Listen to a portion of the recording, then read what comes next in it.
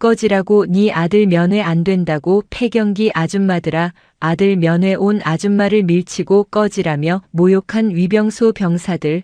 사실 그 엄마가 사성장군, 고모가 삼성장군이라 부대 전체가 박살나는 이야기입니다. 구독과 좋아요를 해주시면 더 좋은 사연으로 보답하겠습니다. 대한민국 육군의 심장부 경기도 용인에 위치한 지상작전 사령부의 거대한 작전 상황실. 수백 개의 화면이 전방의 모든 움직임을 빈틈없이 감시하는 그곳 중앙에 강철의 여왕이라 불리는 사령관 육군 대장 천지인이 서 있었다. 그녀는 대한민국 건군 이래 최초의 여성 사성 장군이자 전군 최강의 야전군인 지상작전 사령부를 지휘하는 살아있는 전설이었다. 그녀의 눈빛 하나 손짓 하나에 휴전선 인근의 모든 부대가 숨을 죽였다. 고요한 긴장감이 흐르던 상황실에 극히 이례적인 일이 벌어졌다. 사령관의 개인 직통선, 비상 상황이 아니면 결코 울리지 않는 붉은색 전화기가 울린 것이다. 모든 장교들의 시선이 쏠린 가운데 천지인은 무표정하게 수화기를 들었다. 사령관입니다. 수화기 너머에서는 군대의 엄격한 보고 대신 억눌린 흐느낌이 새어나왔다. 엄마. 천지인의 강철 같던 표정이 일순간 미세하게 흔들렸다. 그녀의 외아들 류하늘. 엄청난 배경을 숨기고 오직 자신의 힘으로 군 복무를 하겠다며 가장 험하다는 강원도 최전방으로 자원 입대한 아들이었다. 하늘아. 무슨 일이냐? 그녀의 목소리는 여전히 낮고 침착했지만 수화기를 쥔 손에 힘이 들어갔다. 엄마 나 그냥 엄마가 보고 싶어서. 아들의 목소리는 물에 젖은 솜처럼 축 처져 있었고 말끝마다 숨죽여 고통을 참는 소리가 섞여 나왔다.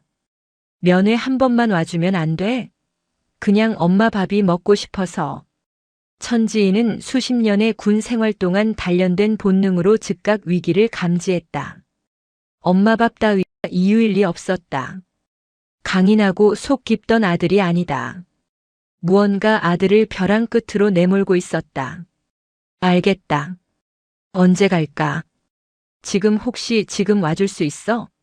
대신 아들은 무언가를 두려워하는 듯 목소리를 낮췄다. 그냥 엄마로 와. 절대로 엄마가 누군지 말하면 안 돼. 그냥 평범한 엄마처럼 제발. 쿵. 천지인의 심장이 차갑게 내려앉았다. 자신의 신분을 숨겨달라는 요청. 이것은 단순한 괴롭힘을 넘어 아들의 안전이 심각하게 위협받고 있다는 신호였다. 부대 주소 다시 정확히 말해라. 강원도 인제 12사단 52연대 수색대대. 전화가 급하게 끊겼다. 마치 누군가에게 빼앗기기라도 한 것처럼. 천지인은 수화기를 내려놓았다. 상황실의 모든 장교들이 숨을 죽인 채 그녀의 다음 명령을 기다렸다. 그녀는 부사령관을 돌아보며 말했다. 사령관, 오늘 오후 비공식 일정이다. 모든 결제는 부사령관 대결로 진행한다. 비상시 직통선으로 연결하라. 예, 알겠습니다, 사령관님. 사령부를 나서는 그녀의 눈은 이미 엄마의 눈이 아니었다. 대한민국 영토의 절반을 책임지는 지상작전 사령관, 4개의 별을 단 야전 지휘관의 분노로 이글거리고 있었다. 그녀는 차에 오르기 전 또 다른 전화를 걸었다. 상대방은 단 한 번의 신호음에 전화를 받았다. 천지선입니다. 언니. 목소리 역시 군인 그 자체였다. 그녀의 친동생이자 서울의 하늘을 책임지는 수도방 위사령관, 육군 중장 천지선이었다. 자매가 나란히 삼성 사성 장군에 오른 것은 군 역사상 전무후무한 일이었다. 지선아. 지금 당장 사복으로 갈아입고 내 차고로 와라. 무슨 일입니까? 북한군 특작부대라도 침투했습니까? 수방사령관의 목소리에 즉각적인 긴장이 실렸다. 아니, 더 심각한 일이다. 천지인이 낮게 으르렁거렸다. 내 조카 하늘이가 위험하다. 단 10분 만에 수도방위사령부에서 용인의 지작사 사령관 공관으로 달려온 천지선 중장은 언니의 차가운 분노를 마주했다. 두 사람은 군복이 아닌 눈에 띄지 않는 평범한 재킷과 바지 차림이었다. 군 최고의 장성 자매라고는 그 누구도 상상할 수 없는 그저 중년의 아줌마 두 사람의 모습이었다. 천지인의 검은색 민간 세단이 용인 톨게이트를 통과해 영동 고속도로를 질주하기 시작했다. 언니, 정확히 무슨 일이야? 하늘이가 맞았어? 천지선이 운전대를 잡은 언니에게 물었다. 그녀는 대한민국 수도 서울의 방패였지만 조카 하늘이에게는 한없이 다정한 이모였다. 목소리가 정상이 아니었어. 맞은 정도가 아닐 거다.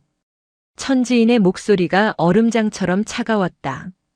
그리고 내 신분을 숨겨달라고 했어. 그 부대 12사단.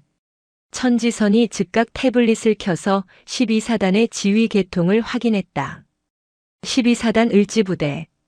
사단장은 육군 소장 마동필. 3군단 소속이군.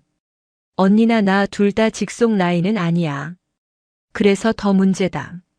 천지인이 핸들을 꺾으며 서울 양양 고속도로로 진입했다.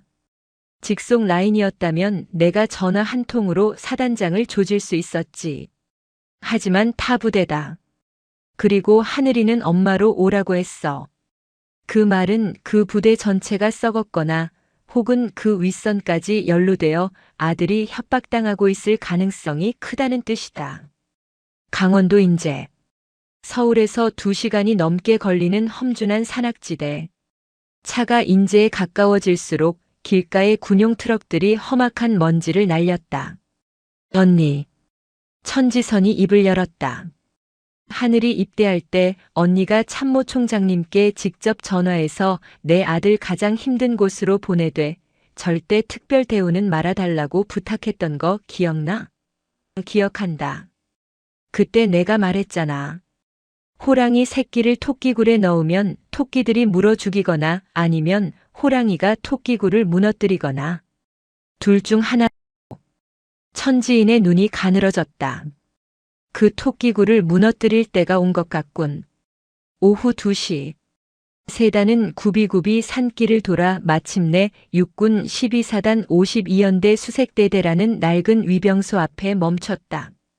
위병소 초병들은 쏟아지는 햇살에 잔뜩 지친 표정이었다. 차가 멈추자 방탄모를 빗딱하게 쓴 병장 하나가 하품을 하며 어슬렁어슬렁 걸어 나왔다. 그의 이름은 도광일 병장. 이 부대의 실세이자 류하늘 이병을 지옥으로 몰아넣은 주범이었다. 아, 뭐야. 면회. 도광일은 차에서 내리는 두 여자를 위아래로 훑어보았다. 고급 세단에서 내리긴 했지만 행색은 영락없는 아줌마 둘이었다. 수고 많습니다. 류하늘 이병 면회 왔습니다. 천지인이 최대한 감정을 누르고 평범한 어머니처럼 말했다. 도광일은 면회 장부를 뒤적이는 척하더니 입꼬리를 비틀며 웃었다. 류하늘. 아, 그 폐급 새끼? 그 새끼 면회 올 가족이 있었네. 폐급. 군에서 가장 모욕적인 언사였다. 천지선의 미간이 꿈틀했지만 천지인이 눈짓으로 그녀를 막았다. 무슨 말을 그렇게 합니까, 병장님? 천지선이 참지 못하고 한마디 했다. 우리가 하늘이 엄마고 이모 되는 사람들입니다. 엄마? 이모? 도광일이 과장되게 웃음을 터뜨렸다. 아줌마들. 여기 군대입니다. 어디 시장 바닥인 줄 아십니까? 그리고 류하늘이는 지금 바빠서 면회 못 나갑니다. 작업 중이시거든. 작업 중이라니요? 저희가 아침에 통화하고 출발했는데요. 아, 아줌마 진짜 말 많네. 도광일이 인상을 쓰며 노골적으로 반말을 내뱉었다. 내가 못 나간다 하면 못 나가는 거지, 뭔 토를 달아. 지금 바빠 죽겠는데 어디서 굴러온 아줌마들이 회방이야. 빨리 차 빼요. 군사시설 앞에서 알짱거리지 말고. 바로 그때였다. 위병소 안쪽에서 한 병사가 다급하게 도광일을 불렀다. 도 병장님. 지금 류 이병 상태가.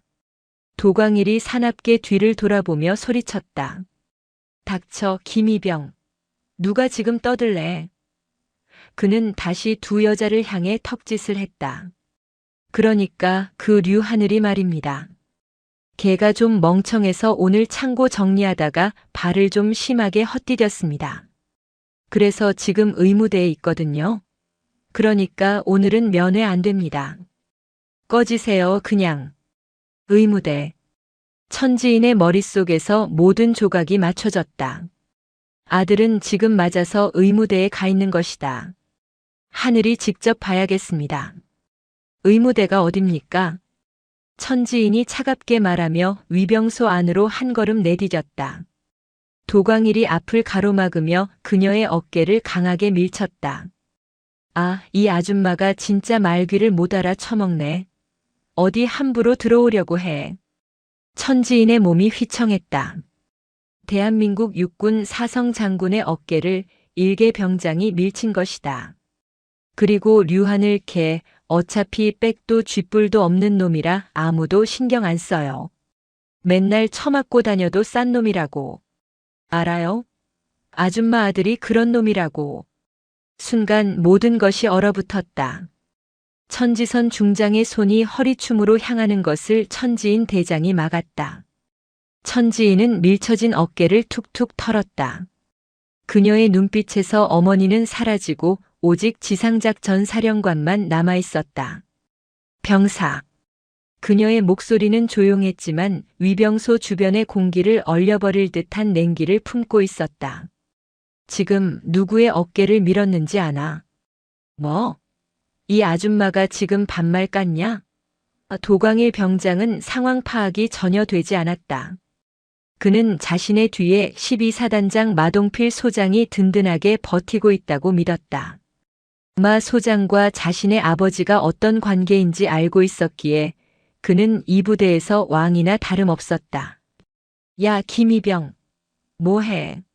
이 아줌마들 당장 안 끌어내고 민간인 무단 침입으로 수갑 채워버리기 전에 빨리 꺼지라고 해. 그때까지 침묵을 지키던 이모 천지선 중장이 나섰다. 그녀는 재킷 안주머니에서 자신의 신분증을 꺼내 도광일의 눈앞에 펼쳐 보였다. 대한민국 육군 중장 천지선 수도방위 사령관. 도광일의 눈이 신분증에 금빛 별 3개와 수도방위 사령관이라는 글자를 인식하는 데는 약 3초가 걸렸다. 뭐야 이거? 위조 신분증? 도광일이 말을 더듬었지만 그의 다리는 이미 사시나무처럼 떨리고 있었다. 위병소 근무를 서면서 소령, 중령만 봐도 얼어붙던 그였다. 그런데 지금 눈앞의 중장, 그것도 서울을 지키는 수방사령관이 서 있었다. 병장 도광일. 천지선이 싸늘하게 말했다. 내 놈이 지금 수도방위 사령관의 지휘 계통을 무시하고 민간인 가족에게 폭언과 폭행을 행사했다. 그리고 내 놈의 상관은 누구지? 당장 이 부대 최선임자를 호출해. 충성. 그게 아니. 도광일이 경례를 붙이려 했지만 손발이 꼬여 우스꽝스러운 자세가 되었다. 그 순간 그가 밀쳤던 엄마 천지인 대장이 입을 열었다. 수방사령관. 예, 언니 아니 사령관님. 이 병사의 상관은 내가 직접 부르겠다. 천지인 대장은 도광일이 떨어뜨린 자신의 가방에서 똑같은 신분증을 꺼냈다. 도광일의 눈앞에 이번에는 4개의 별이 번쩍였다. 대한민국 육군대장 천지인 지상작전 사령관. 도광일은 비명조차 지르지 못했다. 눈앞에 이 아줌마는 전방의 모든 군단을 지휘하는 대한민국 육군의 실질적인 야전 사령관, 지상작전 사령관이었다. 자신이 복무하는 12사단은 물론 3군단 전체가 이 사람의 발 아래에 있었다. 자신은 방금 그 사령관을 밀치고 아줌마라 부르며 꺼지라고 욕설을 퍼부은 것이다. 끄끄. 도광일 병장은 그 자리에서 거품을 물고 혼절했다. 위병소의 다른 초병김 이병은 이미 무너져 내려 바닥에 주저앉아 울고 있었다. 천지인 대장은 쓰러진 도광이를 짐승 보듯 쳐다본 뒤 위병소의 비상 전화를 집어들었다. 그녀는 교환병에게 단 한마디만 했다. 지상작전 사령관이다. 교환병이 반사적으로 충성을 외쳤다. 지금 즉시 너희 사단장, 12사단장 마동필 소장에게 연결해. 약 15초 후 긴급하게 연결된 전화 너머로 마동필 소장의 당황한 목소리가 들려왔다. 충성. 사령관님, 12사단장 육군 소장 마동필입니다. 무슨 일이십니까? 천지인 대장은 위병소 밖을 내다보며 말했다. 마 소장. 내가 지금 자네 부대 52연대 수색대대 위병소 앞에 와 있네. 예. 사령관님, 그게 무슨... 자네 부대 병사가 내 어깨를 밀치고 나를 아줌마라 부르며 꺼지라고 하더군. 사령관님, 그게 무슨... 마동필 소장의 목소리는 공포에 질려 갈라지고 있었다. 그리고 내 조카 수도방위 사령관은 위조 신분증을 가졌다는 소리까지 들었어. 천지선 중장이 옆에서 거들었다. 마동필 소장. 천지인 대장이 최후 통첩을 날렸다. 지금부터 정확히 5분 주겠다. 헬기를 타든 뭘 타든 5분 안에 내 눈앞에 나타나. 그리고 자네 연대장, 대대장, 주임원사까지 모조리 집합시켜. 그리고 의무대에 있다는 내 아들 류한을 이병도 당장 1위로 데려와. 천지인 대장은 전화를 끊었다. 그와 동시에 12사단 사령부 전체의 재난 경보와도 같은 사이렌이 울리기 시작했다. 강원도 인제 12사단 전체가 뒤집어졌다. 지상작전 사령관과 수도방위 사령관이 아무런 예고도 없이 사복 차림으로 최전방 위병소에 강림한 것이다. 천지인 대장이 전화를 끄는 순간 12사단 52연대 수색대대 위병소는 이 세상의 것이 아닌 듯한 침묵에 잠겼다. 방금 전까지 아줌마라며 낄낄대던 도광일 병장은 입에 거품을 문 채 바닥에 쓰러져 경련하고 있었고 그 옆에 김이병은 총을 든 채로 그 자리에 얼어붙어 마치 동상처럼 미동도 하지 못했다. 천지인 대장은 쓰러진 도광이를 그저 바닥에 오물처럼 한번 훑어보고는 위병소 상황실 안으로 성큼 들어섰다. 그녀의 동생 천지선 중장도 그 뒤를 따랐다. 상황실 내부는 먼지가 자욱하고 담배 냄새가 찌들어 있었다. 그들은 방금 전까지 이곳의 병사들이 얼마나 해이한 상태로 근무를 섰는지 한눈에 알 수 있었다. 5분이라고 했습니다. 천지선 중장이 손목시계를 확인하며 차갑게 말했다. 헬기 이륙 준비와 비행 시간을 고려하면 12사단 사령부에서 이곳까지는 아무리 빨라도 7분입니다. 5분 안에 오겠다는 건 규정 속도를 무시하고 전속력으로 밟아오겠다는 뜻이겠지요. 그가 헬기를 띄우지 못할 거다. 천지인 대장이 창밖을 내다보며 말했다. 지휘관이 예고 없이 사복 차림으로 위병소에 나타났다. 이것은 암행 감찰 중 최악의 상황. 그는 지금 자신이 이 사태를 수습할 수 있는지 아니면 모든 것을 버리고 도망쳐야 하는지 머릿속으로 계산하고 있을 거다. 헬기를 띄우면 공식 기록이 남지만 지휘관 차량으로 미친 듯이 달려오면 긴급 현장 지도로 포장할 수 있으니까. 그녀의 말이 맞았다. 1분이 지났을까? 저 멀리 산길을 돌아오는 검은색 지휘관 성판 차량의 타이어 끄는 소리가 고요한 산악지대의 공기를 찢기 시작했다. 차가 2대, 3대로 늘어났다. 12사단 사령부에서 이곳 52연대까지의 거리는 수 킬로미터에 달했지만 그들은 그 거리를 단 3분 만에 주파한 것이 분명했다. 끼익! 격렬한 마찰음과 함께 사단장 차량, 연대장 차량, 대대장 차량이 순서도 없이 위병소 앞 연병장에 처박히듯 멈춰 섰다. 먼지가 자욱하게 피어올랐다. 가장 먼저 검은색 세단에서 굴러나오다시피 한 사내는 별 2개가 번쩍이는 전투복을 입고 있었다. 육군 소장 마동필 12사단장이었다. 그는 차에서 내리면서부터 전투모를 고쳐 쓰고 있었고 상의 단추는 2개나 풀려 있었다. 그야말로 넋이 나간 표정이었다. 뒤이어 내린 52연대장 대령과 수색 대대장 중령은 얼굴이 백지장처럼 하얗게 질려 있었다. 충, 성, 마동필 소장이 거의 고함에 가까운 목소리로 경례를 붙였다. 사령관님, 12사단장 육군 소장 마동필입니다. 어쩐 일로 이 누추한 곳까지 예고도 없이. 그는 말을 잇지 못했다. 자신이 경례를 붙인 대상이 대한민국 육군 사성장군 지상작전 사령관 천지인이라는 것을 인식한 순간 그의 등줄기에서 식은땀이 폭포수처럼 흘러내렸다. 지작사령관. 자신의 사단을 포함한 전방의 모든 군단을 지휘하는 사실상의 야전군 총사령관. 그녀가 왜 하필 사복 차림으로 자신의 관할 구역 중 가장 외진 이 수색대대 위병소에 서 있단 말인가? 그리고 그는 천지인 대장 옆에 선 또 다른 여성을 보았다. 이모라고 불렸던 여자. 수도방위 사령관 천지선 중장이었다. 대한민국 수도 서울의 심장을 지키는 육군 삼성 장군.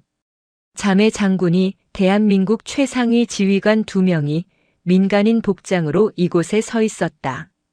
마동필의 머릿속이 하얗게 비어버렸다. 이것은 감찰 수준이 아니었다. 전쟁이 터지거나 혹은 그에 준하는 재앙이 벌어진 것이다. 천지인 대장은 마동필의 거수 경례를 받지도 않은 채 싸늘한 눈으로 그를 위아래로 훑쳤다. 마 소장, 자네는 위병소 근무를 이따위로 세우나? 그녀의 목소리는 조용했지만 그 안에 담긴 분노는 마동필의 뼛속까지 얼려버렸다. 예, 위병소 말씀이십니까? 마동필은 그제야 바닥에 쓰러져 입에 거품을 물고 있는 도광일 병장과 총을 든 채 울고 있는 김희병을 발견했다. 이게 무슨... 여봐라, 대대장. 이게 무슨 꼴이냐? 마동필은 다급하게 뒤에 서 있던 수색 대대장에게 고함을 질렀다. 시끄럽다. 천지인 대장이 낮은 목소리로 제지했다. 마 소장. 자네에게 묻고 있네. 그녀는 바닥에 쓰러진 도광이를 턱짓으로 가리켰다. 저 병사가 방금 전 내 어깨를 밀쳤네. 사령관님 어깨를 밀었단 말입니까? 마동필의 눈앞이 노래졌다. 그뿐만이 아니야. 천지선 중장이 나섰다. 그녀의 목소리는 얼음 송곳처럼 날카로웠다. 저 병사는 지상작전 사령관을 아줌마라 칭하며 꺼지라고 폭언을 했고 내 신분증을 보고는 위조 신분증이라며 모욕했네. 마동필 소장. 자네 사단의 병사들은 수도방위 사령관과 지상작전 사령관도 알아보지 못하는가? 전시였다면 자네는 즉결 처분감이야. 적군 지휘관이 위병소를 통과해도 아무도 몰랐을 테니. 마동필 소장은 그 자리에 무릎이라도 꿇고 싶은 심정이었다. 그는 자신의 뒤에 선 연대장과 대대장을 잡아먹을 듯이 노려보며 소리쳤다. 이게 같은 놈들. 당장 저놈들을 끌어내지 않고 뭐하는 거야? 의무대 불러. 됐네. 천지인 대장이 그의 말을 잘랐다. 자네 부하들에게 책임을 떠넘길 생각은 하지 마. 이 모든 것은 자네의 지휘 책임이야. 그런데 마 소장 궁금한 게 있네. 천지인 대장이 마동필에게 한 걸음 다가갔다. 마동필은 자신도 모르게 뒷걸음질 쳤다. 어떻게 일개 병사가 대한민국 육군 대장과 중장 앞에서 이토록 오만방자하게 굴 수 있었을까? 어떻게 감히 사령관을 밀칠 생각을 했을까? 저 병사가 믿는 구석이 대체 뭐였을까? 그녀의 질문은 이미 답을 알고 있는 질문이었다. 마동필 소장의 안색이 시체처럼 변했다. 그는 도광일 병장이 누구인지 그리고 자신과 도광일의 아버지가 어떤 관계인지 이 두 사람이 이미 모든 것을 알고 이곳에 왔다는 것을 깨달았다. 사령관님, 그것은 오해십니다. 저 병사가 잠시 정신이 나간 모양입니다. 정신이 나갔다. 천지인 대장이 코웃음을 쳤다. 내가 보기엔 정신이 나간 것은 저 병사가 아니라 사단장 자네인 것 같은데. 그녀는 더 이상 마동필을 상대할 가치도 없다는 듯 고개를 돌렸다. 그리고 위병소에서 가장 중요한 질문을 던졌다.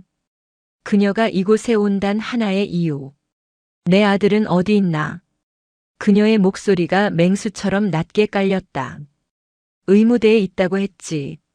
지금 당장 내 아들 류하늘 이병을 이리로 데려와. 류하늘 이병. 그 이름이 마동필 소장의 귀에 박히는 순간 그는 자신의 군 생활이, 아니 인생이 끝났음을 직감했다. 류하늘. 도광일 병장이 매일같이 장난감처럼 두들겨 패던 그 빽없는 패급. 신상명세서에 어미의 직업을 그저 용인시 공무원이라고 적어냈던 그 이등병. 그 이등병의 어머니가 지상작전 사령관 천지인이었다. 류하늘 이병 말입니까? 마동필의 목소리가 염소처럼 떨렸다. 그게 아까 창고 정리 작업 중에 발을 헛디뎌서 지금 의무대에서. 시끄럽다. 천지인 대장이 마침내 분노를 터뜨렸다. 그녀의 고함에 12사단의 지휘관들이 모두 제자리에서 경직되었다. 내 놈들 입에서 나오는 보고라는 것을 내가 단 한 글자라도 믿을 것 같나? 당장 구급차를 불러. 아니, 내가 직접 가겠다. 의무대가 어디냐? 아닙니다. 지금 당장 이리로 오라고 하겠습니다. 대대장이 미친 듯이 무전기를 잡고 소리쳤다. 의무대. 당장 류하늘 이병 구급차에 태워서 위병소로 즉각 이동시킨다. 단 1분 내로. 부대 전체가 비상에 걸렸다. 산악지대를 울리는 날카로운 사이렌 소리가 순식간에 가까워졌다. 수색대대 의무대에서 출발한 구급차가 미친 듯이 달려와 위병소 앞에 급정거했다. 뒷문이 열리고 의무병 2명이 황급히 이동형 침대를 끌어내렸다. 그리고 그 위에 담요 한 장에 아무렇게나 덮여있는 존재가 있었다. 하늘아. 이모 천지선 중장이 가장 먼저 달려갔다. 엄마 천지인 대장은 그 자리에 얼어붙었다. 이동형 침대 위에 누워있는 것은 그녀가 알던 늠름한 아들 류하늘이 아니었다. 그것은 피와 먼지로 범벅이 된 부서진 인형에 가까웠다. 아들의 얼굴은 알아볼 수 없을 정도로 부어 있었다. 왼쪽 눈은 시퍼렇게 부어올라 떠지지 않았고 입술은 터져 피딱지가 앉아 있었다. 군복은 흙탕물에 젖어 있었고 군화는 한쪽이 벗겨져 있었다.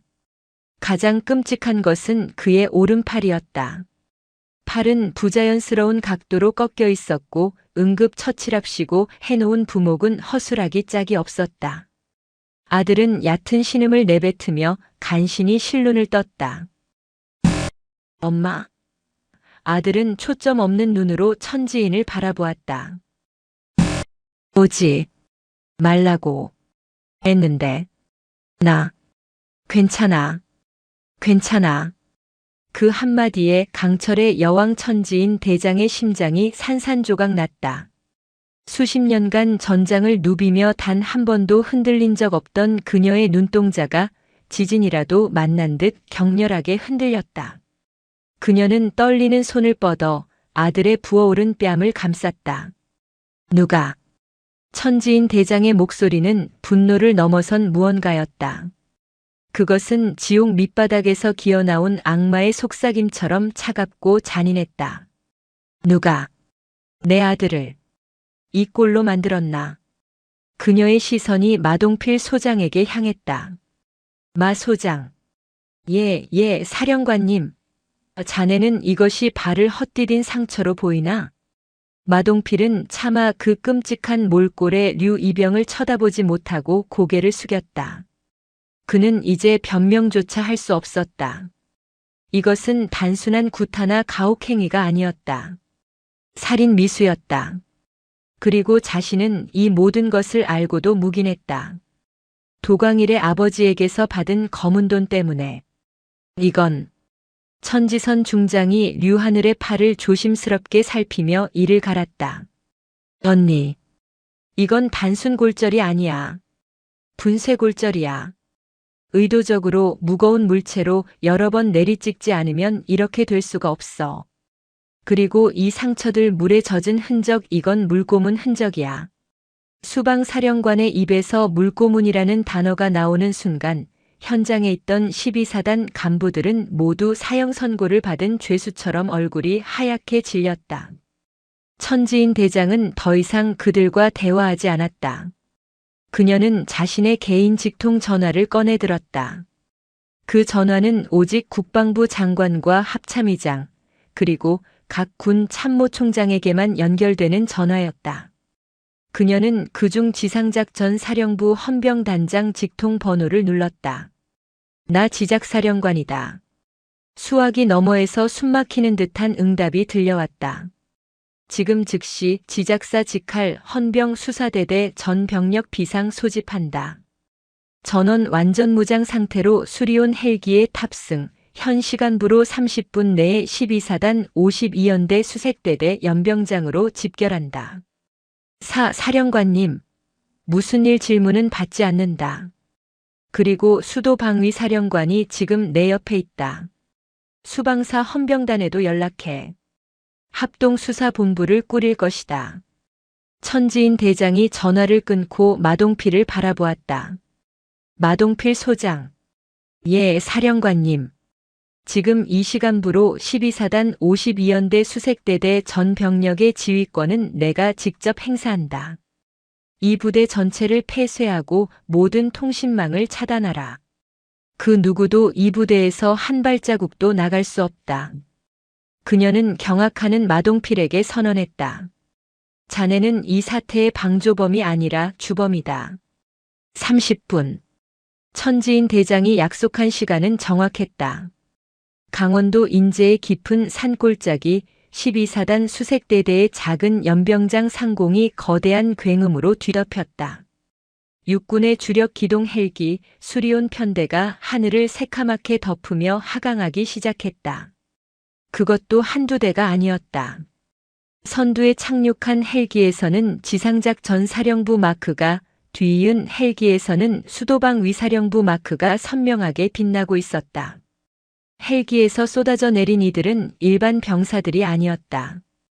검은색 베레모와 헌병 완장을 찬 지작사와 수방사 직할의 최정예 특별수사대 특수임무대 대원들이었다. 그들은 내리자마자 일사불란하게 12사단 52연대 전체를 포위하고 통제하기 시작했다. 이것은 감찰이나 수사가 아니었다. 군사 반란이나 적의 침투 시에나 벌어질 법한 상급 부대의 하급 부대 무력 장악이었다. 이 모든 것을 대한민국 육군 4성 장군과 3성 장군이 현장에서 직접 지휘하고 있었다. 언니. 수도병원으로 향하는 응급 헬기에 아들 류하늘을 태워보낸 천지선 중장이 언니에게 다가왔다. 그녀의 눈은 분노로 붉게 충혈되어 있었다. 하늘이는 내가 무슨 일이 있어도 살릴게. 그리고 최고의 의무진을 붙였어. 언니는. 나는 이 썩은 뿌리를 뽑겠다. 천지인 대장이 동생의 말을 받았다. 단 한 놈도 남김없이. 지작사 헌병단장 대령이 천지인 대장에게 달려와 보고했다. 사령관님, 헌병단장 대령 광무진입니다. 지시하신 대로 병력 전개 완료했습니다. 곽 대령. 지금 즉시 위병소에서 기절한 도광일 병장과 근무 중이던 김이병을 연행, 분리 신문한다. 그리고 12사단장 마동필 소장, 52연대장 수색대대장을 직무에서 즉각 배제하고 이 연병장에 무릎 꿇려 대기시킨다. 예, 알겠습니다. 마동필 소장과 연대장, 대대장은 이 믿을 수 없는 현실에 저항할 생각조차 하지 못했다.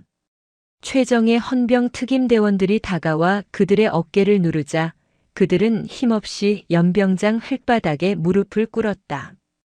방금 전까지 이 부대를 호령하던 지휘관들이 한순간에 중죄인이 되어버린 것이다. 신문은 오래 걸리지 않았다. 공포에 질린 김이병은 자신이 보고 들은 모든 것을 털어놓았다. 도광일 병장님이 류이병이 신상명세서에 엄마 직업을 그냥 평범한 공무원이라고 적었다는 것을 알고 백도 없는 놈은 죽기 직전까지 밟아도 된다고 했습니다. 그의 증언은 충격적이었다. 매일 밤 취침 시간이 되면 도 병장님과 그 무리들이 류이병을 창고로 끌고 가 물고문을 하고 야전삽으로 팔을. 동시에 도광일 병장의 휴대전화 디지털 포렌식이 진행되었다. 그리고 그 안에서 이 사건의 거대한 배후가 드러났다. 도광일의 아버지는 강원도 일대의 군부대 공사를 독점하다시피 하는 태백건설의 도철용 회장이었다. 그리고 그의 휴대전화에는 마동필 사단장과 나눈 수많은 문자 메시지와 통화 내역이 남아있었다. 아빠, 그 류하늘 개자식 오늘 엄마한테 꼰지른 것 같아. 나 어떡해.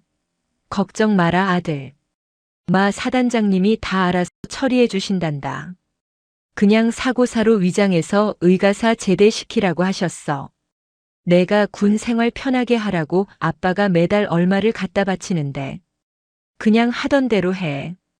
아무도 못 건드려.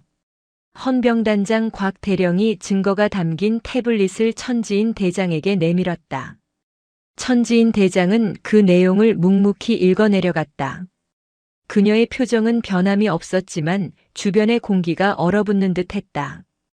그녀는 태블릿을 끄고 흙바닥에 무릎을 꿇고 있는 마동필 소장에게 다가갔다. 마동필. 예. 사령관님. 너는 군인이 아니었다. 천지인 대장의 목소리가 연병장 전체에 울려 퍼졌다. 너는 별을 단 장군이 아니라 일개 건설업자에게 아들의 안위를 팔아넘긴 더러운 장사치에 불과했다. 사령관님, 제발 한 번만 기회를 주십시오. 제가 다 설명할 수 있습니다. 저 도철용이가 저를 협박 닥쳐라. 천지인 대장은 더 이상 듣지 않았다. 그녀는 곽 대령을 향해 명령했다. 헌병단장은 들어라. 대령 광무진. 지금 이 시간부로 육군 소장 마동필을 특정 범죄 가중처벌 등에 관한 법률 위반, 직권남용, 그리고 군형법 제62조 가혹행위 공모 및 방조 혐의로 긴급 체포한다. 그녀의 목소리는 강철처럼 단단했다. 그리고 천지인 대장은 마동필의 어깨에 붙어있던 은빛 별 2개를 노려보았다. 저자의 어깨에 달린 저 더러운 계급장을 지금 당장 내 앞에서 뜯어내라. 명령 받들겠습니다. 곽 대령이 직접 마동필에게 다가갔다. 마동필은 비명을 지르며 발버둥 쳤다. 안 돼. 사령관님, 제발. 내 별이, 내 평생이 뜯어. 천지인 대장의 불호령이 떨어졌다. 헌병 대령은 망설임 없이 마동필의 전투복 어깨에 달린 소장 계급장을 움켜쥐고 우두둑 소리와 함께 뜯어냈다. 2개의 별이 흙바닥에 떨어져 먼지 속으로 처박혔다. 대한민국 12사단장이 자신의 부대 연병장 한복판에서 수많은 부하들이 지켜보는 가운데 육군 대장에게 계급장을 강탈당하고 체포되었다. 그것은 끝이 아니었다. 모든 것을 지켜보던 천지인 대장의 눈에는 이 작은 부패 뒤에 숨어있는 더 거대한 악의 그림자가 보이고 있었다. 이것은 거대한 숙청의 시작에 불과했다. 12사단 52연대 수색대대 연병장에 임시로 설치된 지휘 통제 막사. 그곳은 이미 지상작전 사령부와 수도방위 사령부 헌병대의 합동수사본부로 변해 있었다. 공기는 팽팽한 활시위처럼 긴장되어 있었고 무장한 헌병들이 막사 주변을 철통같이 에워싸고 있었다. 계급장이 뜯겨나간 전투복 차림의 마동필 전 소장은 영혼이 빠져나간 애민형처럼 초점 없는 눈으로 바닥만 내려다보고 있었다. 그의 앞에는 수도방위 사령관 천지선 중장이 앉아 있었다. 그녀는 차가운 쇠붙이 같은 목소리로 신문을 주도했다. 마동필, 내 놈의 군 생활은 여기서 끝났다. 천지선이 얼음장 같은 목소리로 말했다. 내가 지금 취할 수 있는 유일한 선택지는 내놈의 목에 감긴 밧줄이 내놈 혼자만의 것인지 아니면 내놈의 가족과 친지 그리고 내놈이 하차주던 그 윗선까지 모조리 끌고 들어갈 것인지 결정하는 것뿐이다. 마동필은 부들부들 떨며 입을 열었다. 도철용. 태백건설 그놈입니다. 그놈이 제 아들의 유학 자금을 대주겠다는 말에. 닥쳐라. 천지선이 책상을 내리쳤다. 일개 지방 건설업자가 주는 뇌물 몇 푼에 내 놈이 사단의 눈과 귀를 닫고 병사들의 가혹행위를 묵이네. 심지어 살인 미수까지. 내 놈이 육사 출신 이성 장군이라는 게 믿기지 않는군. 내 놈은 그저 도철용의 개였을 뿐이야. 맞습니다. 저는 개였습니다. 그러니 제발. 바로 그때 막사 뒤편의 그림자 속에서 모든 것을 지켜보던 천지인 대장이 모습을 드러냈다. 그녀의 등장은 신문실의 온도를 몇 도는 더 떨어뜨렸다. 마동필은 자신도 모르게 바닥에 엎드려 머리를 조아릴 뻔했다. 천지인 대장은 마동필의 자백서 따위에는 관심도 없다는 듯 그를 지나쳐 벽에 걸린 12사단 작전 지도를 바라보았다. 마동필. 예. 사령관님. 내 아들 류하늘 이병의 신상명세서. 모 용인시청 7급 행정공무원. 천지인 대장이 나지막이 은조렸다. 왜 하필 내 아들이었지? 도광일 병장이 그토록 잔인하게 군 이유가 단순히 빽없는 놈이라서? 아니. 천지인 대장이 천천히 몸을 돌렸다. 그녀의 눈은 이제 엄마가 아닌 적의 심장을 꿰뚫어보는 전략가의 눈이었다. 너는 빽없는 놈이 필요했던 게 아니야. 너는 내 놈들의 더러운 심부름을 해도 절대 의심받지 않을, 그리고 무슨 일이 생기면 언제든 버릴 수 있는 투명한 유령이 필요했던 거다. 그녀는 수사 자료 중 류하늘 이병이 도광일 병장의 강요로 사단장실과 연대장실을 수시로 드나들며 서류를 배달했다는 기록을 가리켰다. 이게 무슨 서류였나? 그것은 태백건설의 거짓말. 천지인 대장의 일갈에 마동필이 심장을 부여잡았다.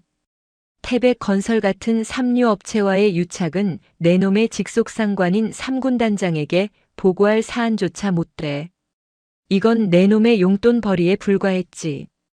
그녀는 마동필의 눈앞까지 다가갔다. 하지만 넌 이 작은 비리를 미끼로 던져주고 더 거대한 것을 숨기고 있어. 내 놈이 도광일 병장을 그토록 비호한 진짜 이유. 도철용 회장이 내 놈에게 연결해준 진짜 윗선이 누구냐는 말이다. 마동필의 동공가 격렬하게 흔들렸다. 그는 깨달았다. 이 여자는, 이 강철의 여왕은 자신이 도철용에게 뇌물을 받았다는 사실을 잡으러 온 것이 아니었다. 그녀는 처음부터 그 너머에 있는 진짜 괴물의 냄새를 맡고 온 것이다. 사령관님. 마동필은 모든 것을 포기했다. 북극성 사업입니다. 북극성 사업. 천지인 대장과 천지선 중장의 눈빛이 동시에 날카로워졌다. 그것은 육군본부에서 차세대로 추진 중인 전방 군단 전체의 통신 지휘 체계를 디지털로 일원화하는 수조 원대 규모의 핵심 방산 사업이었다. 지상작전 사령부의 신경망을 새로 까는 일이나 마찬가지였다. 그 사업을 태백건설 따위가. 천지선 중장이 비웃었다. 아닙니다. 마동필이 절규하듯 외쳤다. 태백건설은 그저 그 사업을 따낸 진짜 기업의 하청, 아니 자금 세탁 창구에 불과합니다. 도철용은 그들의 로비스트였습니다. 그리고 저는 그들이 납품할 장비를 테스트하고 적합 판정을 내주기로 했습니다. 그 기업 이름이 뭐지?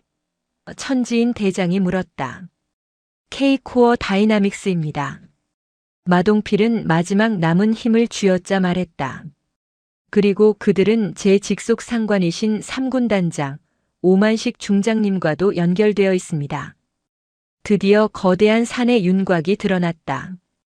단순한 가혹행위. 그것을 덮기 위한 지역 업체와의 유착. 그리고 그 유착은 군단 장급 장성이 개입된 국가 안보의 근간을 뒤흔드는 거대한 방산 비리 카르텔을 숨기기 위한 꼴이에 불과했다. 천지인 대장은 막사 밖으로 나왔다. 저 멀리 수도권으로 아들을 태우고 간 의무 헬기의 프로펠러 소리가 희미하게 남아있는 듯 했다. 그녀는 수화기를 들고 육군 참모총장에게 직통 전화를 걸었다.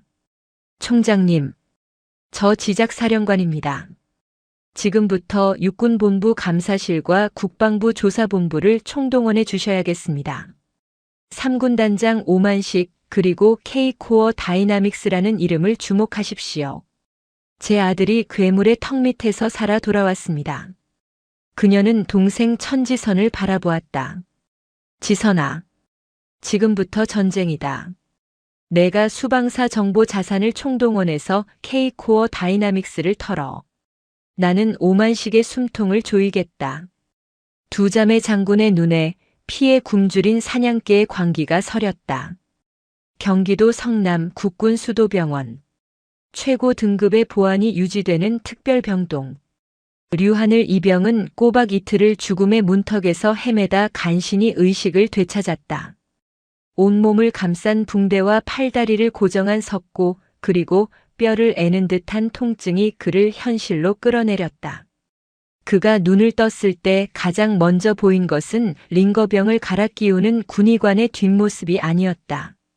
자신의 손을 꼭 잡은 채 단 한순간도 눈을 떼지 않고 있던 엄마 천지인의 얼굴이었다. 4개의 별을 단 사령관이 아닌 밤새 한숨도 못 자고 눈물 자국만 희미하게 남은 초췌한 어머니의 얼굴이었다. 엄마. 하늘에 갈라진 목소리가 병실을 울렸다. 천지인의 어깨가 가늘게 떨렸다. 그녀는 급히 눈가를 훔치고 아들을 향해 애써 미소 지었다. 일어났구나, 아들. 괜찮아, 다 괜찮아. 나. 하늘은 부서진 몸을 일으키려 애썼다. 나 오지 말라고 했는데. 엄마까지 위험해질까봐. 그는 자신이 공무원 엄마를 둔 탓에 부대의 더러운 심부름에 이용당했음을 어렴풋이 알고 있었다. 쉿. 천지인이 아들의 입술에 손가락을 가져다 댔다. 내가 위험했어.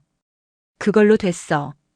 엄마는 내가 그렇게 맡고 있을 때 따뜻한 사령관실에서 작전 보고나 받고 있었어. 엄마가 미안하다 하느라. 이 나라 군대를 이따위로 만든 어른들이 미안한 거다. 그때 병실 문이 열리고 사복 차림의 이모 천지선 중장이 들어왔다.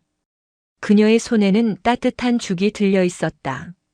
조카, 정신이 들어? 아이고 이 녀석. 이모 심장 떨어지는 줄 알았네. 그녀는 금세 눈시울이 붉어졌지만 이내 냉철한 수방사령관의 얼굴로 돌아왔다. 언니, 병원장과 방금 이야기 나눴어. 하늘이 다행히 신경 손상은 피했지만 오른팔은 예전처럼 쓰기 힘들지도 모른대. 재활에만 수개월이 걸릴 거라고. 천지인의 입술이 파르르 떨렸다. 괜찮아, 이모. 나 왼손잡이잖아. 하늘이 아픈 몸을 이끌고 농담을 던졌다. 하지만 그 말에 두 장군은 더 큰 슬픔에 잠겼다. 천지인은 아들이 어느 정도 회복된 것을 확인하고 지금껏 벌어진 일들을 조심스럽게 설명했다. 도광일 병장과 간부들의 체포, 마동필 사단장의 파면과 구속, 그리고 그 배후에 있는 3군단장 오만식과 K코어 다이나믹스라는 정체불명의 방산업체의 존재, 북극성 사업이라는 거대한 비리의 윤곽까지. 오만식 군단장. 하늘이 고통 속에서도 무언가를 기억해내려 애썼다. 그 사람이 아니에요. 뭐라고? 천지인과 천지선의 시선이 동시에 아들에게 꽂혔다. 마동필 사단장이 오만식 군단장을 대하는 태도는 그냥 상급자 대하는 태도였어요. 굽실거리긴 했지만 두려워하진 않았어요. 하늘은 자신이 심부름을 하며 겪었던 기억을 더듬었다. 하지만 그 사람이 왔을 때는 달랐어요. 그 사람? 네. K코어에서 왔다고 했어요. 도철용 회장하고 같이 왔는데 도 회장은 그냥 병풍이었고 아주 젊은 사람이었어요. 그런데 마동필이 그 사람 앞에서는 거의 기어다녔어요. 마치 주인을 만난 개처럼. 하늘의 증언은 충격적이었다. 이성 장군을 개처럼 부리는 민간인. 그자가 마동필에게 서류를 주면서 말했어요. 오만식 군단장에게는 이대로만 보고하십시오. 북극성 사업은 이미 위에서 다 끝난 이야기입니다. 라고. 하늘은 그 남자의 차갑고 오만한 눈빛을 기억해냈다. 마동필은 꼴이었어요. 그리고 오만식 군단장도 더 큰 꼴이었어요. 천지인과 천지선은 숨을 삼켰다. 아들의 증언은 이 사건의 본질이 군 내부의 부패를 넘어 민간 방산업체가 군을 사육하고 있음을 시사했다. 오만식 군단장은 그저 얼굴마담이자 방패막이. 진짜 몸통은 K코어 다이나믹스와 그 뒤에 숨은 윗선이었다. 하늘아. 천지인 대장이 아들의 손을 굳게 잡았다. 그 남자의 이름 혹은 인상차게 기억나는 건 뭐든 말해다오. 하늘은 고통 속에서 눈을 감았다. 이름은 못 들었어요. 하지만 그가 떨어뜨린 만년필을 주워줬는데 거기에 하늘은 숨을 골랐다. 민태룡이라고 한자로 새겨져 있었어요. 민태룡. 천지선 중장이 즉시 태블릿을 꺼내 암호화된 망으로 접속했다. K코어 다이나믹스 대표 민태룡. 존재 자체가 베일에 쌓인 인물. 언론에 노출된 적이 거의 없는 40대 초반의 젊은 대표.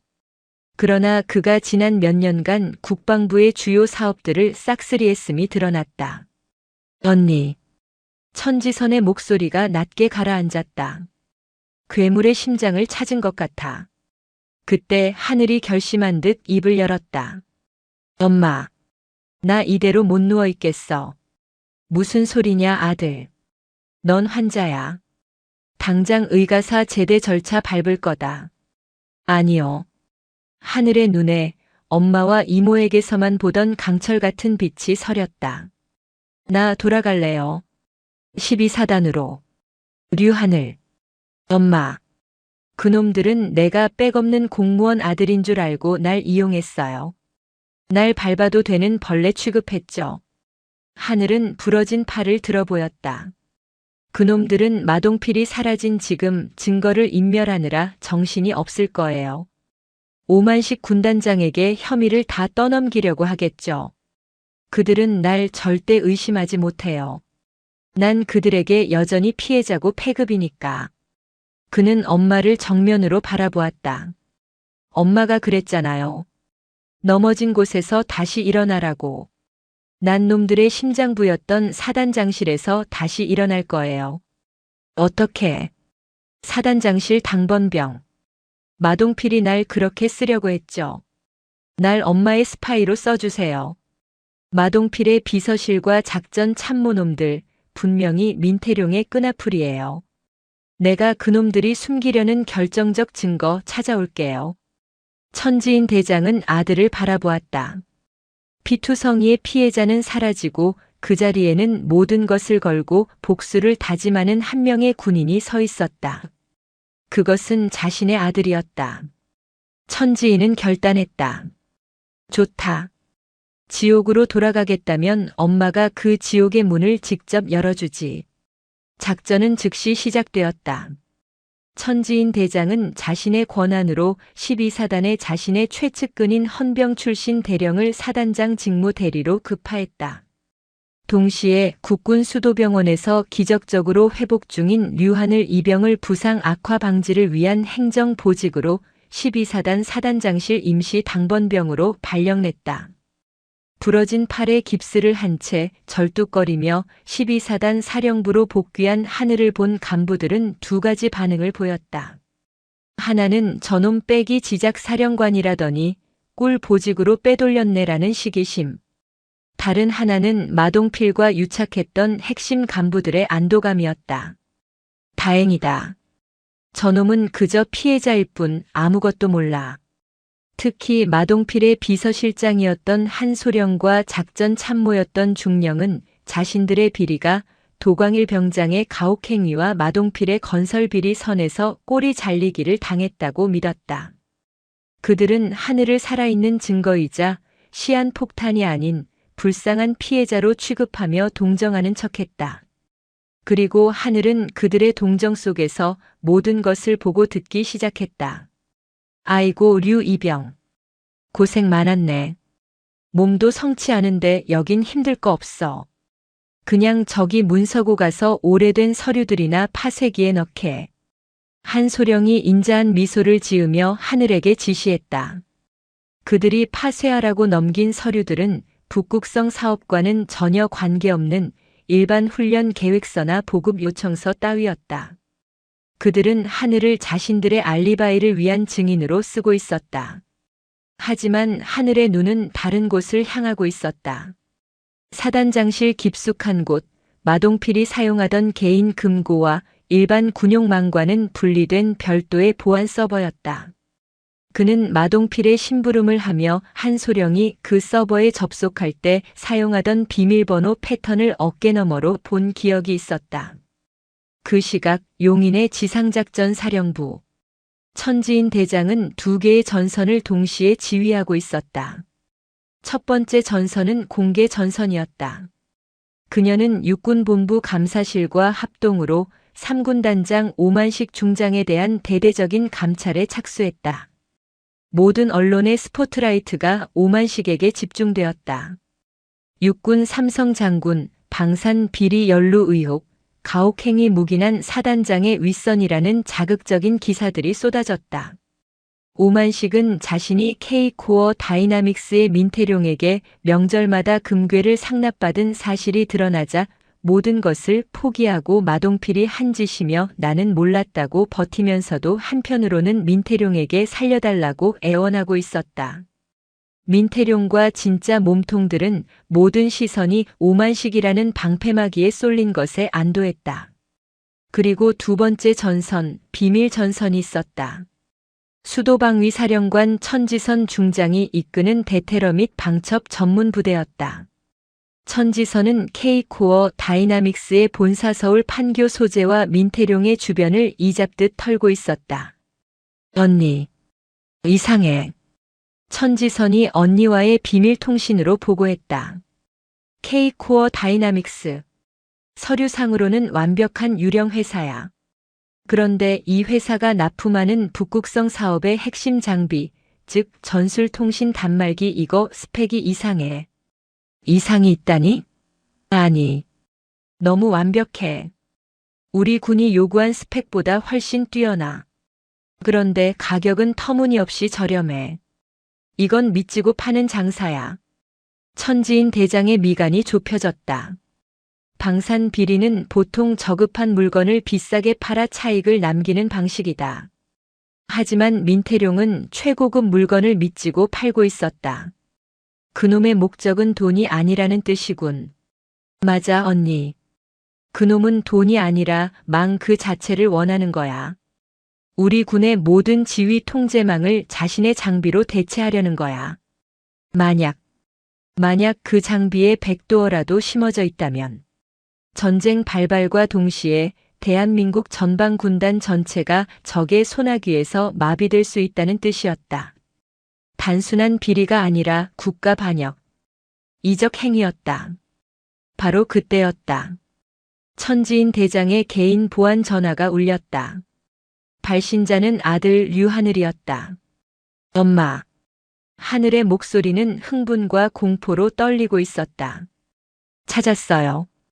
그놈들이 진짜 숨기려던 걸. 하늘은 모두가 퇴근한 야심한 시각, 사단장실 문서고에 숨어들었다. 그는 한소령이 파쇄하라고 지시한 서류 더미가 아닌 아무도 건드리지 않는 북극성 사업 긴급 도입 계획서라는 붉은색 표지의 파일을 찾아냈다. 그리고 한소령의 비밀번호 패턴을 기억해 마동필의 비밀 서버에 접속했다. 서버 안에는 원본과 수정본이라는 2개의 파일이 있었다. 원본은 K-코어 다이나믹스의 장비가 수많은 치명적인 오류와 보안 취약점을 가지고 있다는 국방과학연구소의 최초 테스트 결과 보고서였다. 그리고 수정본은 이 모든 결함을 완벽함으로 조작하고 오히려 기존 장비보다 우수하다고 둔갑시킨 오만식 군단장에게 올라간 최종 보고서였다. 엄마, 이것뿐만이 아니에요. 하늘이 숨죽여 말했다. 그놈들 내일 모레 강원도 화천의 3군단 전술훈련장에서 북극성 사업 최종 시연회를 연대요. 민태룡이랑 국방부의 아주 높으신 분도 온다고 했어요. 거기서 이 완벽한 장비의 납품 계약서에 최종 사인을 한대요. 천지인 대장의 눈이 번뜩였다. 모든 조각이 맞춰졌다. 오만식 군단장을 미끼로 던져주고 그 사이 진짜 몸통인 민태룡과 그 윗선은 불량 장비 아니 트로이의 목마를 군에 납품하려던 것이다. 그리고 그들은 자신들의 더러운 비밀이 묻힌 12사단 사단장실에 자신들이 반쯤 죽여놨던 이등병 하나가 이 모든 것을 도청하고 있을 줄은 꿈에도 몰랐다. 잘했다, 아들. 천지인 대장의 목소리가 얼음처럼 차가워졌다.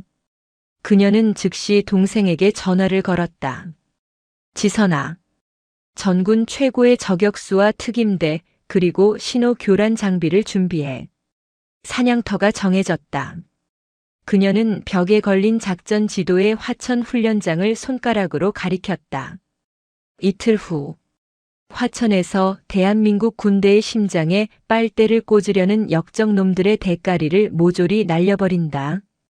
결전의 날이 밝았다. 강원도 화천 대한민국 육군 제3군단의 심장부인 전술훈련장. 휴전선과 가장 가까운 이곳의 공기는 쇠처럼 차가웠고 이른 아침부터 내린 이슬비가 훈련장을 무겁게 적시고 있었다. 오늘은 육군의 미래를 결정짓는다는 북극성 사업의 최종 시연회가 열리는 날이었다. 하지만 그 이면에는 국가의 안보를 통째로 팔아넘기려는 거대한 반역의 음모가 도사리고 있었다. 훈련장 중앙에는 최첨단 설비를 갖춘 이동식 지휘 통제소가 거대한 위용을 드러내고 있었다. 오전 9시 검은색 세단 여러 대가 빗속을 뚫고 도착했다. 가장 먼저 내린 자는 K-코어 다이나믹스의 대표 민태룡이었다. 40대 초반이라고는 믿기지 않는 냉혹한 눈빛에 그는 값비싼 맞춤 정장 차림으로 주변을 둘러보며 만족스러운 미소를 지었다. 그의 뒤를 이어 뇌물수수 혐의로 언론의 집중 포화를 맞으면서도 방패막이 역할을 수행 중인 3군단장 오만식 중장이 어색한 표정으로 뒤따랐다. 그리고 마지막으로 가장 상석의 차에서 한 남자가 내렸다. 국방부 차관 차민준.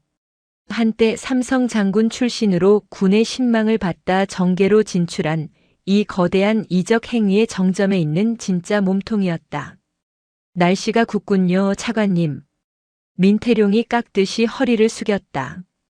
비가 와야 땅이 굳는 법이지. 차민주는 훈련장을 둘러싼 겹겹의 경계 태세에 흡족해했다. 오만식 군단장.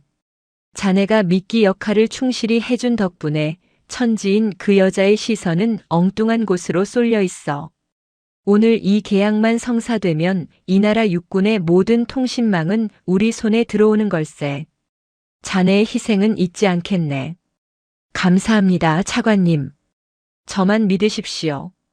오만식은 자신이 꼬리로 버려진다는 사실을 알면서도 그들 앞에서는 그저 복종할 수밖에 없었다. 그들은 모여서 시연회장으로 들어갔다. 그들이 모르는 사실이 있었다. 그들이 도착하기 6시간 전, 칠흑 같은 어둠 속 훈련장에서 2km 떨어진 고지의 숲속, 비에 젖은 길리 슈트를 입은 2명의 사내가 땅바닥과 완벽하게 하나가 되어 있었다. 수도방위 사령부 직할 대테러 특수임무대 SDT 소속 최정예 저격수들이었다. 그들의 저격총 스코프는 이미 시연회장의 입구를 정확히 조준하고 있었다. 또한 훈련장 외곽의 통신 중계탑 아래에는 지상작 전 사령부와 수방사 소속의 신호정보 SIGINT 및 전자전 EW 부대원들이 모든 주파수를 감청하며 숨을 죽이고 있었다. 그리고 훈련장에서 500m 떨어진 야산에 위장된 전방 지휘소 CP. 그곳에는 대한민국 육군 대장 천지인과 중장 천지선이 앉아 있었다. 언니, 모든 표적, 시연회장 내부로 진입 완료. 천지선이 헤드셋을 통해 보고했다. 특임대 블랙 바이퍼 팀 시연회장 천장과 지하 환풍구로 침투 완료. 명령만 기다린다. 천지인 대장은 모니터를 응시했다. 모니터에는 시연회장 내부의 모습이 저격수의 스코프를 통해 확대되어 실시간으로 전송되고 있었다. 그녀의 시선은 민태룡이나 차민준이 아닌 그들 뒤편에서 깁스를 한 팔로 위태롭게 커피를 나르고 있는 한 병사에게 고정되어 있었다. 아들 류하늘 이병. 가장 위험한 적의 심장부에 홀로 들어간 그녀의 유일한 스파이. 하늘은 12사단 비서실 소령과 중령을 따라 몸이 불편한 피해 병사라는 완벽한 위장 신분으로 시연회장에 들어서는데 성공했다. 그의 주머니 속에는 엄마가 몰래 건넨 초소형 비상 송신기가 들어있었다. 시연회가 시작되었다. 존경하는 차민준 차관님 그리고 군단장님. 민태룡이 거대한 스크린 앞에 섰다. 지금부터 저희 K코어 다이나믹스가 개발한 북극성 시스템이 얼마나 완벽한지 보여드리겠습니다. 이 시스템은 현존하는 그 어떤 수단으로도 뚫을 수 없는 완벽한 암호화 체계를 갖추고 있습니다. 그는 스크린에 화려한 그래픽을 띄우며 자신들의 장비가 어떻게 전방의 모든 부대를 하나의 신경망처럼 연결하는지 자랑했다. 차민준 차관은 만족스러운 듯 고개를 끄덕이며 옆에 놓인 최종 납품 계약서에 만년필을 들었다.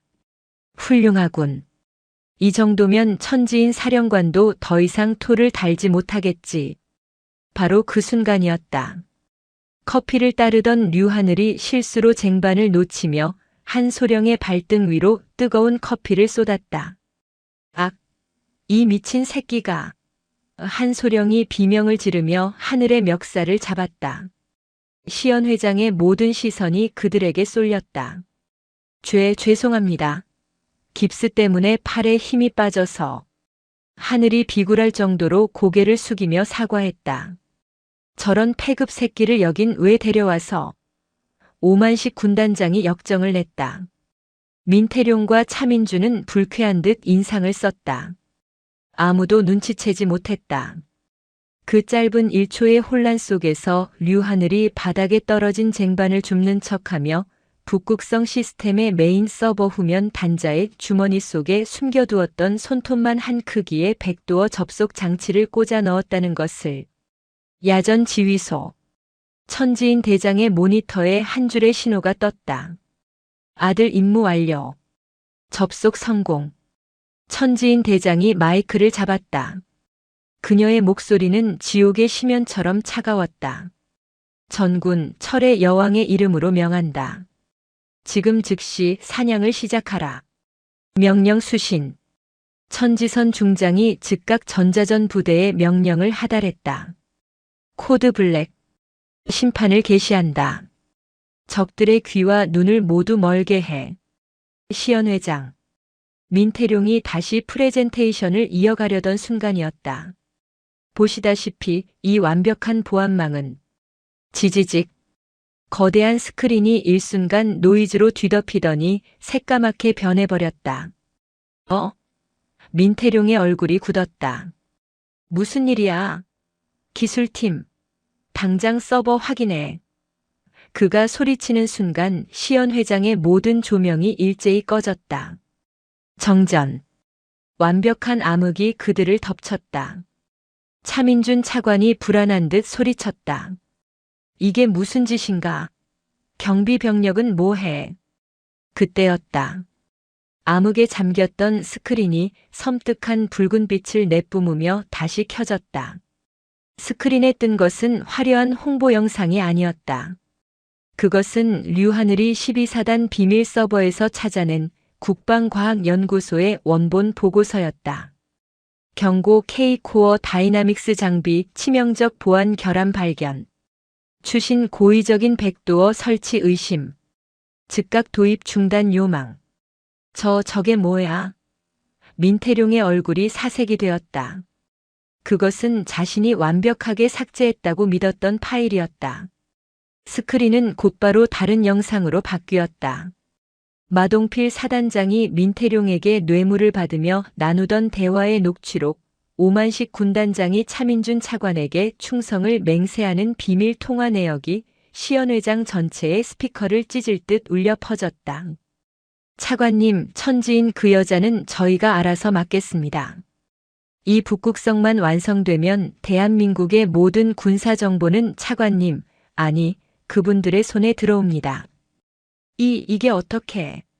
차민준 차관이 뒤로 넘어졌다. 이것은 반역의 증거 그 자체였다. 문을 막아. 아무도 못 나가게 해. 저 서버 당장 파괴해. 민태룡이 절규하며 자신의 경호원들에게 소리쳤다. 12사단 비서실 소령과 중령도 사태를 깨닫고 권총을 뽑아들었다. 그들이 서버를 향해 총을 겨눈 순간 쾅! 콰과광! 시연 회장의 천장 유리와 정문이 동시에 폭발하며 산산조각 났다. 검은색 연막탄이 내부를 가득 메웠다. 적이다. 적의 침투다. 오만식 중장이 공포에 질려 외쳤다. 암흑 속에서 오직 녹색 야간 투시경의 불빛만이 유령처럼 떠다녔다. 수방사 특임대 블랙 바이퍼 팀이 레페를 타고 천장에서 쏟아져 내리고 정문으로 돌격해 들어왔다. 움직이지 마. 움직이면 쏜다. 모두 머리 숙이고 엎드려. 단 10초 만에 민태룡의 경호원들과 반역에 가담한 군 간부들은 모두 제압당했다. 연막이 걷히고 비상등이 켜졌다. 시연 회장의 중앙에는 검은색 전투복을 입은 천지선 중장이 권총을 든 채 서 있었다. 그녀의 총구는 바닥에 쓰러진 차민준 차관의 미간을 정확히 겨누고 있었다. 차민준 차관. 천지선의 목소리는 경멸로 가득 차 있었다. 아니, 역적 차민준. 당신을 국가 내란 음모 및 이적 행위 현행범으로 체포한다. 내년이 감히. 내가 누군 줄 알고. 당장 총 내리지 못해. 차민준이 발악했다. 그때 시연 회장 정문으로 한 사람이 천천히 걸어 들어왔다. 빗물이 뚝뚝 떨어지는 전투모. 그 위험에 눌려 특임대원들이 홍해처럼 양옆으로 갈라섰다. 대한민국 육군대장, 지상작전 사령관 천지인이었다. 그녀는 무장조차 하지 않았지만 그 존재감만으로도 시연 회장 안의 모든 공기를 압축시켰다. 천지인 대장은 바닥에 무릎 꿇린 오만식 중장, 그리고 공포에 질려 떨고 있는 12사단의 한 소령과 중령을 지나쳤다. 그녀는 차민준 차관 앞에 섰다. 차민준. 천지인 장군. 이건 오해야. 북한군의 소행이야. 저 서버가 해킹당한 걸세. 닥쳐라. 천지인 대장의 낮은 목소리가 차민준의 변명을 짓눌렀다. 내 놈이 한때 입었던 그 군복이, 그리고 그 어깨에 달았던 별이 아깝다. 내 놈은 그저 권력에 눈이 먼 구더기에 불과했어. 그녀는 민태룡을 돌아보았다. 그리고 너 민태룡. 내 놈이 심으려던 그 백도어가 지금 내 놈의 목에 감긴 밧줄이 되었다. 천지인 대장은 지작사 헌병단장을 불렀다. 이곳에 있는 역적놈들을 모조리 연행한다. 국방부 장관님께는 이미 보고드렸다. 이 시간부로 이 사건은 육군본부를 넘어 국가정보원과 검찰 합동수사로 이관된다. 단 한 놈의 끈아풀도 남기지 말고 이 썩은 뿌리를 모조리 뽑아내라. 충성. 역적들이 끌려나가고 피와 배신으로 얼룩졌던 시연 회장에 비로소 정적이 찾아왔다. 모든 것이 끝났다. 모든 것이 끝난 시연 회장 구석. 류하늘 이병은 깁스한 팔을 부여잡고 벽에 기댄 채 가쁜 숨을 몰아쉬고 있었다. 긴장이 풀리자 부러진 팔의 고통과 온몸의 피로가 한꺼번에 몰려왔다. 그때 자신의 앞에 군화 두 켤레가 멈춰 섰다. 고개를 들자 그곳에는 엄마 천지인과 이모 천지선이 서 있었다. 수만 명의 군인을 호령하던 두 명의 장군은 그 순간만큼은 세상에서 가장 위태로운 아들을 바라보는 가족의 얼굴을 하고 있었다. 하늘이 힘겹게 웃었다. 엄마, 나 임무 완수했어. 그 말을 듣는 순간 대한민국 육군 사성 장군 강철의 여왕 천지인 대장이 자신의 아들 류한을 이병을 향해 자신의 군 생활을 통틀어 가장 완벽하고 절도 있는 거수경례를 붙였다. 하늘의 눈이 커졌다. 엄마? 아니다. 천지인의 목소리가 굳건했지만 그 끝은 미세하게 떨리고 있었다. 류한을 이병. 대한민국 육군 대장 천지인은 조국을 배신자들의 손에서 구해낸 그대의 용기와 헌신에 지상작전 사령관으로서 그리고 이 나라의 군인으로서 최고의 경의를 표한다. 그녀의 눈에서 참아왔던 눈물 한 줄기가 뺨을 타고 흘러내렸다. 아이고 내 새끼, 내 조카. 이모 천지선 중장이 그 자리에 주저앉아 하늘을 끌어안았다. 이 무모한 녀석아, 죽으면 어쩌려고. 잘했다. 정말 잘했다 하늘아. 하늘은 엄마의 경례와 이모의 따뜻한 품속에서 그제야 참아왔던 울음을 터뜨렸다. 그것은 고통과 공포의 울음이 아닌 모든 것을 이겨낸 안도와 승리의 눈물이었다. 몇 주 후, 국군 수도병원의 고요한 정원. 오른팔에 깁스를 풀고 재활 치료 중인 류하늘은 이제 이병이 아닌 민간인의 모습으로 벤치에 앉아 있었다. 그의 옆에는 역시 사복 차림의 엄마 천지인이 따뜻한 미소로 아들을 바라보고 있었다. 차민준 차관과 민태룡을 비롯한 부패 카르텔은 전원 구속되어 대한민국 역사상 최악의 이적 스캔들로 재판을 받고 있었다. 12사단의 마동필과 도광일 무리 역시 군 교도소에서 그들의 죗값을 치르고 있었다. 엄마, 하늘이 입을 열었다. 나 이제 뭐하고 살지? 팔도 이 모양이고 군대 생각하면 아직도 끔찍해. 천지인이 아들의 손을 부드럽게 잡았다. 하늘아, 엄마는 내가 4개의 별을 단 장군이 되길 바란 것 같으냐? 그녀는 고개를 저었다. 아니, 엄마는 그저 내가 불의를 보고도 외면하지 않는 사람, 약한 자의 고통을 공감할 줄 아는 사람, 그리고 가장 어두운 순간에도 자신의 신념을 지키는 강한 사람이 되길 바랐을 뿐이다. 그녀는 아들의 어깨를 감쌌다. 군복은 강함의 상징이 아니야. 그저 책임의 상징일 뿐이지. 진짜 강함은 저 별에 있는 것이 아니라 내가 지옥 같은 그곳에서 버텨내고 결국 모두를 구해낸 내 마음 속에 있는 거란다. 하늘은 엄마의 말을 이해했다. 엄마. 응, 아들. 나 집에 가서 엄마가 해준 밥 먹고 싶어. 아주 따뜻한 밥. 천지인의 얼굴에 강철의 여왕이 아닌 세상에서 가장 행복한 엄마의 미소가 번졌다. 그래. 가자, 아들. 세상에서 가장 따뜻한 밥, 엄마가 해주마. 두 모자는 그 누구보다 평범하고 그 누구보다 특별한 가족의 모습으로 따스한 가을 햇살 속을 나란히 걸어갔다. 진정한 강함은 계급이나 권력이 아닌 서로를 지키려는 사랑과 용기에서 나온다는 교훈을 그들은 피와 눈물로 증명해낸 것이었다. 오늘도 요지경 사연을 잘 들어주셔서 감사합니다.